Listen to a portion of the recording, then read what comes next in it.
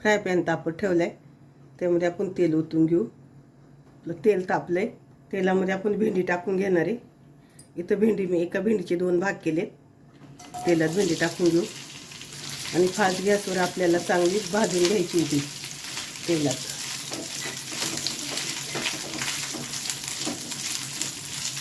भेंडीवर थोडे थोडे डाग दिसायला लागले की भेंडी काढून घ्यायची आपल्याला. इथं भेंडी आपली परतून झाली छान तेलात. आता आपण काढून घेऊया ती. आपण ज्या तेलामध्ये भेंडी परतली तेच तेल आहे, त्यामध्ये जिरं, कांदा हे छान परतून घेऊ आपण. कांदा इथं आपल्याला थोडासा असा गुलाबी कलर येईपर्यंत परतवायचा आहे.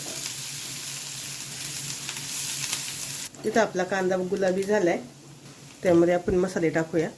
गरम मसाला, काश्मीरी लाल मिरची पावडर, धनिया पावडर, हळद, थोडीशी लाल तिखट, सगळं मिक्स करून इथे आपण सगळे मसाले परतून घेऊ. मसाले परतून झालेत, त्यामध्ये टाकूया दही. इथं मी फेटून दही घेतलंय, आपण दही टाकलंय. दही पण मिक्स करून घेऊ मसाल्यांमध्ये.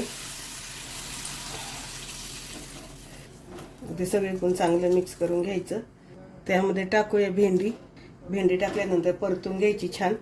सगळी मसाला आपल्या भेंडीला लागला पाहिजे या पद्धतीने आपण परतून घेऊया.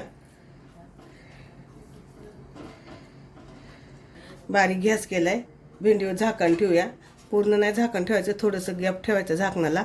अर्धवट झाकण ठेवायचं आणि आता 2 ते 3 मिनिटं चांगले शिजून घेऊया.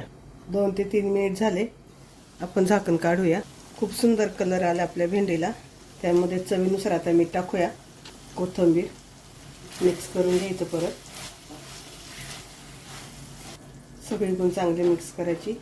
आपण मीठ टाकल्या सगळीकडे मीठ लागलं पाहिजे. इथं आपली भेंडी तयार. माझी रेसिपी कशी झाली ती नक्की मला कमेंट करून सांगा.